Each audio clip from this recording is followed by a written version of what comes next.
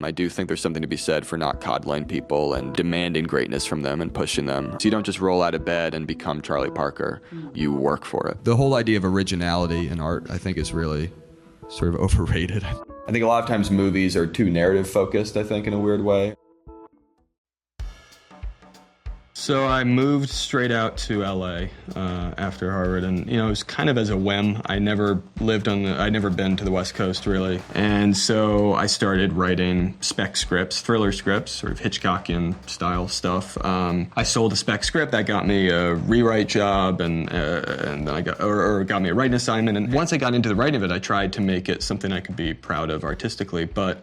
The initial impetus was just as crass as what is hot right now. I got to write something because I gotta pay rent.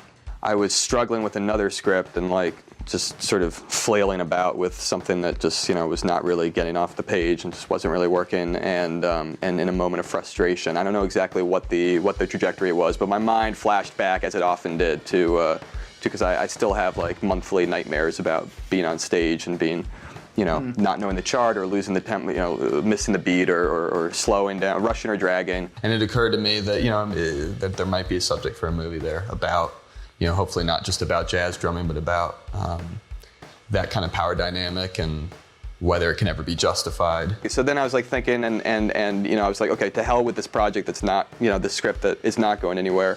Let me just see if I can sit down and write something about this. Let's see if I can just take this one very specific experience I had. It was the most personal thing I'd ever written, the most embarrassing in that sense as well. It was just kind of it sounds very cliche to say this, but it was definitely that kind of pouring out on the page sort of thing. And I wrote it very quickly and then kind of put it in a drawer and was too embarrassed to show it to anyone for a while because I didn't like what it said about myself. So Whiplash was written a little bit out of pragmatism, the idea of, can I write something that's small and contained enough, takes place in a few rooms, is about a world I know intimately.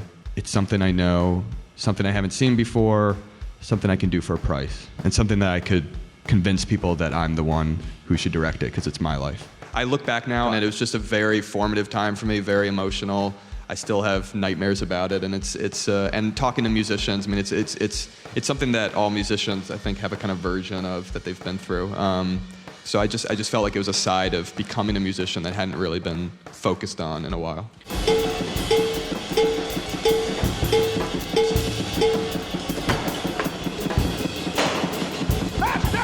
The movie was going to be about a drummer, so you literally open with a guy drumming, and the story itself is really about the drummer's relationship with the teacher.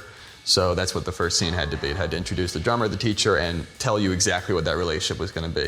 And then the rest of the movie could basically just vary, riff on that theme. But I like the idea of basically having an entire movie within the opening scene of a movie. My little kind of joke that I don't know if people get is, his actual name is Neiman, but Fletcher just decides it's Neiman, which is just, to me, it's just a further tiny way of just, Neiman sounds a little more reductive, a little more small, so I'm going to call you Neiman. What's your name? And your name, sir? We got a squeaker today, people.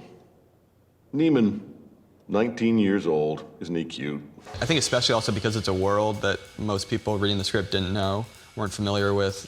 There was a lot more explanation that was kind of needed on the page than we wound up needing in the script. And there's also often, these kind of questions whenever you have movies about people who are sort of driven to do something, you often get the question of, well, why are they, why does someone want to be the greatest this, or why does someone want to be, I've always found those questions kind of silly because it's so impossible to reduce, down to sort of, there used to be stuff, I used to try to write stuff of Andrew seeing some drummer playing and giving a speech about how it moved him and all this sort of stuff, and it just read so phony, I knew myself as either a filmmaker or as a drummer, and I don't as a movie maker, I don't remember ever not wanting to make movies, so I can't tell you when I actually sort of changed. And as a drummer, it actually felt all incredibly arbitrary. In a way, it felt like it was a product of the environment I was in that made me want to be a great drummer. So I think a lot of it just kind of wound up getting cut for that. I'd rather die drunk, broke at 34 and have people at a dinner table talk about me than live to be rich and sober at 90 and nobody remember who I was. The beginning and the end of the movie were always pretty much like I knew exactly the first image of the movie and I knew what the last image of the movie would be. And they're bookend images. They're the same thing. It's a push in on Andrew drumming. And then everything in between I think sort of wound up taking shape as I wrote. It's hard to begin a script without knowing exactly what the ending is going to be, not just in broad sort of structural strokes, X, Y, and Z will happen, but literally what the last image is going to be, what the last sound in the movie is going to be, what the feeling you want in the theater when it cuts to black is going to be. It's more interesting to me to kind of find ways to resolve storytelling beats without words and through other forms, whether it's just images or just music. So I knew that, I wanted to make a movie that would end with more or less 15, 20 minutes of nothing but music. And then I worked backwards from there. There are no two words in the English language more harmful than good job. The first draft of the script was probably like 130 pages or something, and then it was about really honing it down, really sort of figuring out what the heart of it was. That the heart of it was about these two people, their relationship, and what the music means to them. It became about shedding pages and tightening and figuring out what the heart of it was and getting down to, about 90 or 100 pages, which is what we shot, and then we cut it even further in the editing room. But it was definitely a process of winnowing down to the core. That ultimately was the biggest question for me that I wanted to try to grapple with in the movie, is to what extent do the ends justify the means? To what extent are we willing to kind of put up with monstrous behavior in the name of something we believe in, like the drum solo at the end? At what point does that outweigh the costs, And so that's why it was very important, both in the moment with the dad, but also everything leading up. In a way, the entire movie had to lead up to those last moments at the end. It had to all be kind of a prelude to that. And it had to be a very kind of blunt, sort of totally unflinching look at the costs of what sort of, of what that moment at the end was. Because otherwise Otherwise, I think it is too sweet a victory, and I wanted it to be as unsweet a victory as possible. What is the price of success worth, and how do you even define what success is? Is success leading a happy, healthy life and being a good person, or is success kind of leaving something behind for people who never knew you to appreciate? There's a sort of dinner table scene in the middle of the movie that kind of was my sort of attempt to hash out, sort of almost vocally, that kind of argument and both sides of it. I think it's clear in the dinner table scene where I fall, but I also wanted to make sure that the movie itself went enough to the extreme that it made even that decision a tough one to swallow. So Fletcher's methods, I think, miss the point to an extent, but they sometimes work in a limited context. And so that to me was the dilemma, was are we willing to put up with the ugliness in order to achieve that fleeting moment of beauty? I do think there's something to be said for not coddling people and demanding greatness from them and pushing them. I think Fletcher's philosophy is very compelling. I think it's his methods that I think make the difference and that I don't agree with necessarily. 1, 2, 3, 1, 2, 3, 1, 2, 3, 4. Rushing or dragging? Rushing. So you do know the difference. It's funny how much compliments you can get by thoroughly ripping a director off. I've always been a big believer, and to me Scorsese is the great example of this, that it's okay to rip off, that you got to rip it off though. You can't just borrow. You can't just try different clothes on. It's fine to plunder people's houses, but steal it for yourself and steal it. Don't give it back. Certainly I came to movies through a love of movies. So the movie buff in me informs the movies that I want to pillage from. I think a lot of people sometimes have a problem with that kind of approach to filmmaking, that it seems like a film student's approach, or it seems like and Scorsese early in his career, he's not the only one to have sort of gotten flack for that kind of approach, but the whole idea of originality in art, I think, is really sort of overrated. I think it's a kind of a post-19th century idea. To me, the greatest art is, and actually jazz is a great example of this, it's taking pre-existing art and adding your spin to it. It's updating it. Would you want to go out with me? Ever? Please go away.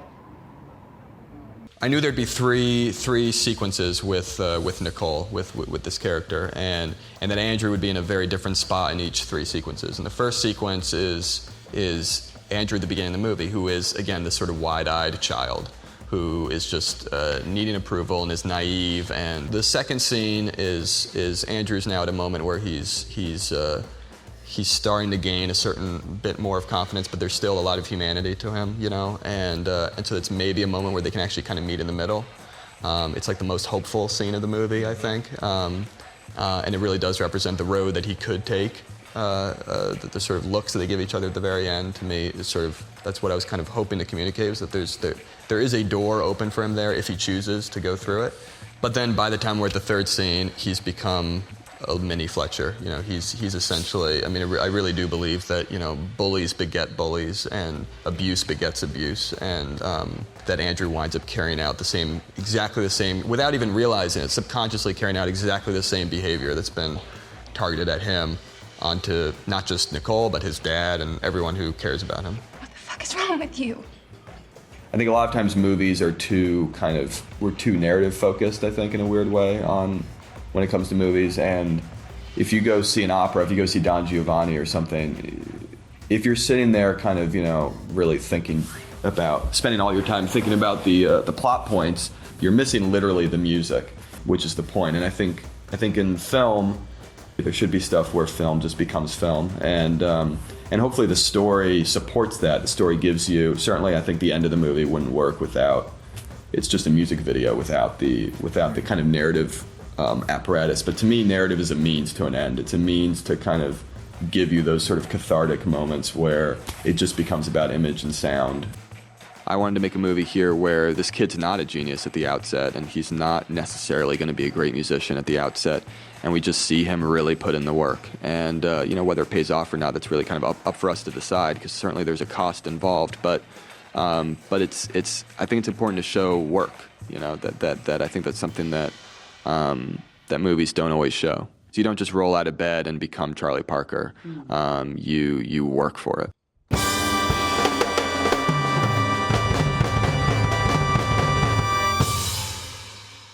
Hey, this is Nehemiah Jordan, the creator of Behind the Curtain. If you'd like to stay up to date with the channel, as well as see extra screenwriting related content, go ahead and follow me on Twitter. The link will be in the description. Thanks so much for watching, and I'll see you guys next week.